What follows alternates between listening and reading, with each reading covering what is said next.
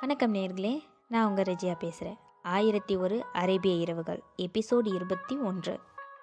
கூனன் இறந்த கதை. பாஸ்ரா நகரத்தில் தையல்காரர் ஒருவன் இருந்தான். அவனும் அவனுடைய மனைவியும் வேடிக்கை வினோதங்களில் ஈடுபாடு மிக்கவர்கள். அவர்கள் கடைத்தெரு வழியாக போய்கொண்டிருக்கையில் கூனன் ஒருவனை கண்டார்கள். அவனை பார்ப்பதற்கு வேடிக்கையாய் இருந்தது. அவனை வீட்டிற்கு அழைத்து செல்ல விரும்பினார்கள். அவனுடன் பேசி பொழுதுபோக்கு விரும்பினார்கள். கூனனுக்கும் தையல்காரனுடைய வீட்டிலிருந்து விருந்து அளித்தார்கள். அவன் சாப்பிட்டு கொண்டிருக்கும் பொழுது அவனை வேடிக்கைக்காக ஒரு மீனை முழுதாக விழுங்க சொன்னார்கள். அவனும் அப்படியே மீனை விழுங்கினான். அப்பொழுது மீனின் முள் அவனது தொண்டையில் குத்த அவன் ஓவென அலறி கீழே விழுந்து இறந்து விட்டான். அவன் இறந்ததை கண்டு இருவரும் பயந்து அவனது உடலை ஒரு வைத்தியனுடைய வீட்டில் மாடிப்படியில் கிடத்திவிட்டு வந்துவிட்டார்கள். இருட்டில் தட்டு தடுமாறிக்கொண்டு வைத்தியன் மாடிப்படிகளில் இறங்கி வரும்பொழுது அந்த கூனனுடைய உடல் அவரது கால்களில் பட்டு கீழே உருண்டு விழுந்ததை கண்டார். தன்னை பார்க்க வந்த நோயாளி நோய் அதிகமாயிருப்பதால் கீழே விழுந்து இறந்து இருக்கிறான் அப்படின்னு நினைத்தார் அந்த வைத்தியர். இந்த விஷயம் வெளியில் தெரியும் முன் அந்த உடலை அப்புறப்படுத்த முயன்றார்கள். அடுத்த வீட்டு சமையல் அறையில் கொண்டு போய் வைத்து விட்டார்கள். அந்த வீட்டில் இருப்பவன் அரண்மனை மடப்பள்ளி அதிகாரி. தன் வீட்டிற்கு வந்த அவன் சமையல் அறையை பார்த்தபோது அங்குள்ள மனித உடலை கண்டு திருடன் என நினைத்து அவனை தன் கையில் இருந்த தடியினால் தாக்கினான். அந்த உடலில் தடி அடிபட்டது. அது கீழே விழுந்ததை கண்டார். தான் அடித்த அடியில்தான் அவன் இறந்திருக்க வேண்டும் என்று நினைத்து பயந்தே போய்விட்டான். அந்த பள்ளி அதிகாரி இச்சம்பவத்தை யாரும் அறியாமல் இருக்கும் போதே பிணத்தை அப்புறப்படுத்திவிட நினைத்தான். உடனே அவன் உடலை கடைத்தெருவை சேர்ந்த ஒரு சந்து முனையில் வைத்துவிட்டு திரும்பி ஓடினான். அந்த வழியில் ஒரு குடிகாரன் சென்று கொண்டிருந்தான். அவன் அந்த கூனனின் உடலை கண்டான். அவன் திருடன் என்று நினைத்து அவன் கையில் இருந்த தடியால் அடிக்க பிணம் கீழே சாய்ந்து விழுந்துவிட்டது. தான் அடித்த அடியில்தான் அவன் இறந்திருப்பான் என்று நினைத்து பயந்து போய் நின்று கொண்டிருந்தான். அப்பொழுது அங்கிருந்த காவலாளி அந்த குடிகாரனின் தோளில் அந்த பிணத்தை தூக்கி கொள்ள செய்து அவனை நீதிபதியிடம் அழைத்து செல்ல, குடிகாரன் நடந்ததை சொல்ல நீதிபதி அவனுக்கு மரண தண்டனையை விதித்தார். மரண தண்டனை பெற்ற குடிகாரனை தூக்கிலிடும் நாள் வந்தது. அனைவரும் கூடினர். சிறிது நேரத்தில் அங்கு கூட்டம் கூடியது. அந்த கூட்டத்தில் இருந்து ஒருவன் ஓடி வந்து, அவனை கொல்லாதீர்கள், அந்த கூனனை கொன்றது நானே என்று கூற, பின்தொடர்ந்து வைத்தியனும் தையல்காரனும் தாங்களே கொலைகாரர்கள் என்று சொன்னார்கள். தூக்கு மேடையிலிருந்த குடிகாரனோ விழித்து கொண்டிருந்தான். மரண தண்டனை விதித்த அதிகாரியோ என்ன செய்வதென்று தெரியாமல் விழித்தார். எனவே அனைவரும் அரசரிடம் முறையிட சென்றார்கள். அரசன் விசாரணை செய்தார். பின் என்ன செய்வது என்று அறியாமல் வியப்புடன் அனைவரையும் பார்த்தார். சபையில் அமர்ந்திருப்பவர்களே, இதை போன்ற வேடிக்கையான வரலாற்றை நான் கேள்விப்பட்டதே இல்லை அப்படின்னு அரண்மனையை அதிரும்படி சிரித்தார். உடனே குடிகாரன், வேந்தனே, நீங்கள் விரும்பினால் இதைவிட அருமையான கதைகளை நான் உங்களுக்கு சொல்கிறேன் என்றான். உடனே அரசனும் கதையை கேட்கும் விருப்பத்தினால் அதனை சொல்லும்படி ஆணையிட குடிகாரனும் அந்த கதையை சொல்லத் தொடங்கினான். என்னுடைய தந்தையார் தரகு தொழில் செய்து அதிக செல்வங்களை ஈட்டி புகழுடன் வாழ்ந்தார் ஐயா. அவர் இறந்ததும் நானும் அதே தொழிலை பின்தொடர்ந்து சென்றேன். ஒரு நாள் ஒரு அழகிய வாலிபன் என்னுடைய வீட்டிற்கு வந்தான். அவனிடம் 1000 எள் மூட்டை இருப்பதாக கூறி அதை விற்று தருமாறு கூற, நானும் என்னுடைய தரகு நிபந்தனைகளை கூறினேன். அவனும் சம்மதித்தான். பிறகு நான் எள் மூட்டைகளை ஒருவனுக்கு விற்றுவிட்டேன். என்னுடைய லாபம் போக மீதியை அந்த இளைஞனிடம் கொடுத்தேன். அந்த பணத்தை என்னிடம் வைத்து கொள்ளும்படியும் அதை பிறகு வாங்கி கொள்வதாகவும் கூறி சென்று விட்டான். இப்படியே பல முறை வந்து பணம் பெற்றுக்கொள்ளாமல் பிறகு பெற்றுக்கொள்வதாகவே சொல்லி சென்றான். சில நாள்கள் கழித்து அவன் என் வீட்டிற்கு வந்தான். பணத்தையும் பெற்றுக்கொண்டான். அவன் செல்லும் முன் அவனை உணவு உண்ணும்படி கூறினேன். இருவரும் சாப்பிட அமர்ந்தோம். இந்த இளைஞன் இடது கரத்தால் சாப்பிடுவதைக் கண்டு வியந்தேன். காரணம் கேட்டேன். உடனே தன் வலது கையை இழந்த கதையை மிக உருக்கத்துடன் கூறினான். அவன் சொல்ல ஆரம்பித்தான் அந்த கதையை. என்னுடைய சொத்துக்களை எடுத்துக்கொண்டு நான் கப்பலில் சென்று வெளிநாடுகளில் இருந்து பட்டு துணிகளை வாங்கி வந்து அதை விற்று அளவற்ற லாபம் சம்பாதித்தேன். என்னிடம் சரக்கு வாங்குபவர்களிடம் மாதம் ஒரு முறை நேரில் சென்று பணம் வசூலித்து வந்தேன். அப்படி சில நாள்கள் சென்றன. நான் ஒரு நாள் ஒருவனுடைய கடைக்கு பணம் வசூல் செய்ய சென்றேன். அப்போது அங்கே ஒரு அழகிய பெண்ணொருத்தியை கண்டேன். விலை மிகுந்த ஒரு பட்டு துணியை எடுத்து வைத்தாள். அதற்கு பணம் மறுநாள் தருவதாக கூறினாள். அதற்கு ஒப்புக்கொள்ளவில்லை அந்த கடைக்காரன். அதை அவளிடம் கொடுக்கும்படியும் அதற்கான பணத்தை என் கணக்கில் கழித்து கொள்ளுவதாகவும் கூறினேன். ஆனால் அதற்கு அவன் சம்மதிக்கவில்லை. நாளை அவள் கொடுக்க வேண்டிய பணத்தை தன்னிடம் கொடுத்து விடுமாறு கூறினேன். பின் ஒப்புக்கொண்டு அவள் தேர்ந்தெடுத்த துணிகளை கொண்டு சென்றாள். மறுநாள் காத்திருந்து அவள் கொடுத்த பணத்தை நான் பெற்றுக்கொண்டேன்.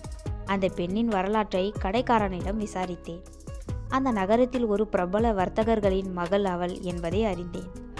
அவளுடைய அழகில் நான் சொக்கி போயிருந்தேன். சற்று நேரத்திற்கெல்லாம் அந்த கடைக்காரரிடம் நான் விடை பெற்று கொண்டு நான் தங்கியிருந்த இடத்திற்கு திரும்பினேன். வழியில் அந்த பெண்ணின் வேலைக்காரி ஒருத்தி என்னை சந்தித்தாள். தன் எஜமானி என்னை காண விரும்புவதாக சொல்லி முகவரியையும் கொடுத்தாள். மறுநாள் குறிப்பிட்ட நேரத்தில் சென்று அழகியை சந்தித்தேன். என்னை மனமாற பாராட்டினாள். என்னுடைய பெருந்தன்மை தன்னை கவர்ந்ததாக கூறினாள். அவளுடைய இனிய மொழியும் பண்பும் என்னையும் கவர்ந்துவிட்டது. மெதுவாக என்னுடைய காதலை அவளிடம் தெரிவித்தேன்.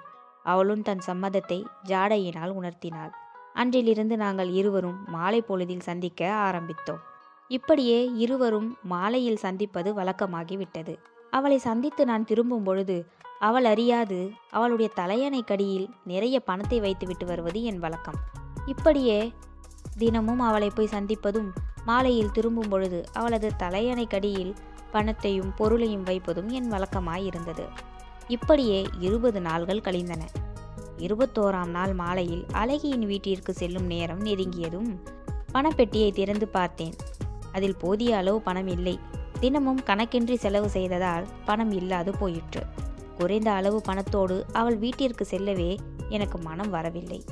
தனியாக இன்றிரவை எப்படி கழிப்பதென்று தெரியாமல் மனம் நொந்து அவள் மாளிகையை நோக்கி நடந்து கொண்டிருந்தேன். அந்நகர கோட்டை வாயிலை தாண்டித்தான் அழகியின் வீட்டிற்கு செல்ல வேண்டும். அப்பொழுது அந்த கோட்டை வாயிலை நான் அடைந்தேன். அங்கு பெருங்கூட்டம் கூடியிருந்தது. கூட்டத்தை விலக்கி கொண்டு செல்வது மிக சிரமமாயிருந்தது. கூட்டத்தை விலக்கி கொண்டு சிறிது தூரம் செல்லும் போது கூட்டத்தில் ஒருவன் நெரிசல் தாளாது என் மீது மோதினான். அவனுடைய பெரிய பணப்பை என் மீது மோதியது. எனக்கும் திடீரென ஒரு சபல புத்தி தோன்றியது. அந்த பணப்பையை பறித்து கொண்டால் என்ன என்ற விபரீத எண்ணம் தோன்றியது. அழகியின் மீது இருந்த ஆசையால் என்ன செய்கிறேன் என்று புரியாமல் அவனுடைய பணப்பையை அவன் அறியாமல் திருடிவிட்டேன். உடனே திடுக்கிட்ட அவன், ஐயையோ, என் பணப்பையை திருடிவிட்டானே என்று கூக்குரலிட்டான். உடனே நான் அந்த பணப்பையை யாரும் அறியாமல் இடுப்பில் திணித்து மறைத்து கொண்டேன். அந்த வழியே வந்த நகர காவலர்கள் வட்டமாய் நின்று அங்கிருந்தவர்களை வளைத்து கொண்டனர். பிறகு ஒவ்வொருவராக நிற்க வைத்து சோதனையிட்டார்கள். நான் என் விதியை நினைத்து நொந்து கொண்டேன். சேவகர்கள் என்னை சோதிக்கும் முன்பாகவே நானே சென்று பண முடிப்பை கொடுத்து விட்டேன். அனைவரும் என்னை பார்த்து திடுக்கிட்டனர். இளைஞனாவும் இருக்கிறான், பெரிய இடத்து பிள்ளை போன்றும் இருக்கிறான், இவனா திருடன் அப்படின்னு ஆச்சரியப்பட்டனர். இவன் திருடனாயிருக்க முடியாது என்றும் பேசினார்கள். எனினும் நான் திருடன்தானே. நானே நகர கொத்தவாளிடம் குற்றத்தை ஒப்புக்கொண்டேன். எனினும் அந்நகரத்து சட்டப்படி என் வலது கையில் மணிக்கட்டை வெட்டிவிட உத்தரவு விட்டனர். அதன்படி நான் என் வலது கை மணிக்கட்டை இழந்தேன். மனம் நெகிழ்ந்த பணப்பையை திருட்டு கொடுத்தவன் என் வெட்டுண்ட கையை மருந்திட்டு கட்டி அந்த பணப்பையையும் எனக்கே கொடுத்துவிட்டு சென்றான். அவனுடைய பெருந்தன்மைக்கு நான் வெக்கி தலை குனிந்தேன். என்னுடைய விதியை நினைத்து மிகவும் துக்கப்பட்டேன். வெட்டுண்ட கையை நீண்ட பெரிய அங்கியில் மறைத்து கொண்டு அழகியின் வீட்டிற்கு சென்றேன். அழகி வழக்கம் போல் என்னை வரவேற்று உபசரித்தாள். நான் துண்டித்த கையின் வேதனை தாங்காது சோர்ந்தும் மன நிம்மதியின்றியும் இருந்தேன். நான் வழக்கம் போல் உற்சாகமின்றி இருப்பதைக் கண்ட அழகி காரணத்தை கூறுமாறு வற்புறுத்தினாள். இருந்தும் நான் ஒன்றும் கூறவில்லை. என்னை அவள் உற்சாகப்படுத்த எண்ணி அவள் தங்க கோப்பையில் மதுவை ஊற்றி அருந்துமாறு நீட்டினாள். வலது கை மணிக்கட்டோடு இழந்த நான் அந்த மது கோப்பையை எப்படி கை நீட்டி வாங்க முடியும்? ஆகவே நீயே உன் கையால் ஊட்டிவிடேன் என்றேன். அவளும் என்னை நம்பி மதுவை எனக்கு புகட்டினாள். வெட்டுண்ட கையுடன் வேதனையில் இருந்த எனக்கு சற்று ஆறுதலையும் மன அமைதியையும் தந்தது அவளுடைய அரவணைப்பு. சற்று நேரத்திற்கெல்லாம் மதுவின் காரணமாக மயக்கத்தில் ஆழ்ந்தேன். நான் மயக்கத்தில் கிடந்தபோது என் கையை மறைவில் பாதுகாக்க மறந்துவிட்டேன். என் மேலங்கி விலகி இருந்தபோது வலது கை மணிக்கட்டு வெட்டுப்பட்டு இருப்பதை அழகி கவனித்து விட்டாள். நெடு நேரத்திற்கு பிறகு நான் கண் விழித்தேன். அழகி என்னை தூக்கி உட்கார வைத்தாள். பின்னர் கை வெட்டுப்பட்டிருப்பதின் காரணத்தை கூறுமாறு அழுது கொண்டே கேட்டாள். நானும் விதியின் வினையால் நான் புத்தி தடுமாறி நேற்று உனக்கு பணம் இல்லாததனால் திருடினேன் என்றும் அதற்காக தண்டனையாக வலது கையை மணிக்கட்டோடு இழந்தேன் என்றும் கூறினேன். அழகிக்கு அளவிட முடியாத துக்கம் ஓவென கதறி அழுதாள். என் மீதுள்ள காதல்னால்தானே நீங்கள் கையை இழந்தீர்கள் என்று கூறி மிகவும் துக்கப்பட்டாள். எனக்கு பல வகைகளிலும் ஆறுதல் கூறினாள். என்னை அவள் அழைத்து கொண்டு பக்கத்து அறைக்கு சென்றாள். ஒரு பெட்டியை திறந்து காட்டினாள். அதனுள்ளே நான் இதுவரை என் கைக்குட்டைகளில் முடிந்து வைத்து அத்தனை பொன்னும் அந்த பெட்டியில் இருக்க கண்டு வியந்தேன். விழிந்த சற்று நேரத்திற்கெல்லாம் நான் புறப்பட ஆயத்தமானேன். அந்த அழகி இனி என்னை எங்கும் போகக்கூடாது என்று என்னை தடுத்தாள். சற்று நேரத்திற்கெல்லாம் முல்லாக்கள் வரவழைக்கப்பட்டனர்.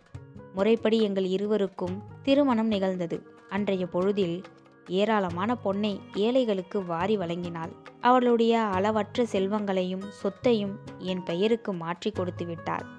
நாங்கள் இருவரும் கணவன் மனைவியாக நிம்மதியாக வாழ்ந்தோம். 2 மாதங்கள் கழிந்தன. என் மனைவி நோய்வாய்ப்பட்டாள். எவ்வளவோ வைத்தியம் செய்தும் பயனில்லை. முடிவில் இறந்தே போய்விட்டாள். நான் மீளா துயரில் ஆழ்ந்தேன். என்னை எங்கும் நிம்மதியில்லாமல் துரத்துவதே விதியின் விளையாட்டாக போய்விட்டது. அழகிக்கு சொந்தமான 7 எள் கிடங்குகள் இருந்தன. அதன் ஒரு கிடங்கில் இருந்த எல்லைத்தான் நான் முதலில் விற்றது. மன விரக்தியால் இருந்த எல்லா பொருளையும் தான தர்மம் செய்தேன். இறந்த என் மனைவிக்கு பளிங்கால் ஒரு ஞாபகார்த்த மண்டபம் கட்டினேன். நான் தினமும் அந்த மண்டபத்தில் அமர்ந்து அவளின் அன்பை நினைத்து மனங்கசிந்து அவளுக்காக பிரார்த்திப்பேன். இந்த மாதிரி இடது கையால் உணவு உண்ட அழகன் தன் கதையை கூறினான். கடைசியில் எல்விற்ற அத்தனை பணத்தையும் எனக்கே பரிசாக தந்துவிட்டான். பின்னர் அவன்தான் கொய்ரோவிலும் அலெக்சாண்ட்ரியாவிலும் சரக்குகள் கொள்முதல் செய்திருப்பதாகவும் அவற்றை விற்கப் போவதாகவும் கூறினான். சம்மதமானால் என்னையும் தன்னுடன் வருமாறு அழைத்தான். தன் வியாபார லாபத்தில் எனக்கு சரிபாதி பங்கு தருவதாகவும் வாக்களித்தான். நானும் அவனுடன் புறப்பட்டு விட்டேன். பல விதத்தில் வியாபாரம் பொருட்களை வாங்கி கொண்டு உங்கள் தேசத்திற்கு வந்து சேர்ந்தோம். கொண்டு வந்த பண்டங்கள் எல்லாம் உங்கள் நகரத்தில் நல்ல விலைக்கு விற்றோம். பின்னர் சரக்குகள் கொள்முதல் செய்ய அந்த அழகன் எகிப்து நாட்டுக்கு சென்றான். இங்கே தங்கியிருந்த நான் விதிவசத்தால் இந்த கூனன் விவகாரத்தில் மாட்டிக்கொண்டேன். தரகன் இப்படி கதையை கூறி முடித்தான். மாமன்னரே, கூனன் கதையை விட நான் கூறிய கதை அதிசயமிக்கதாக இல்லையா? தயவு செய்து என்னை மன்னித்து விடுதலை வழங்குங்களேன் என்று வேண்டினான். தரகன் கூறிய கதையை கேட்ட மன்னன் முகம் சுளித்து, நீங்கள் சொன்ன கதை ரசிக்கத்தக்கதா இல்லை. ஆகவே உங்கள் அனைவரையும் தூக்கிலிடப் போகிறேன் என்றார் சுல்தான். அதை கேட்ட பள்ளி அதிகாரி, மன்னாதி மன்னரே, நான் ஒரு கதை சொல்கிறேன். கேட்ட கதையை விட நான் சொல்லும் கதை சுவாரஸ்யமாக இருந்தால் எங்களை மன்னிப்பீர்களா என்றான். சுல்தானும் சரி எனவே அவன் கதை சொல்லத் தொடங்கினான். என்ன கதை சொல்கிறான் என்று அடுத்த எபிசோடில் பார்ப்போம் நேயர்களே. வாருங்கள். நன்றி, வணக்கம்.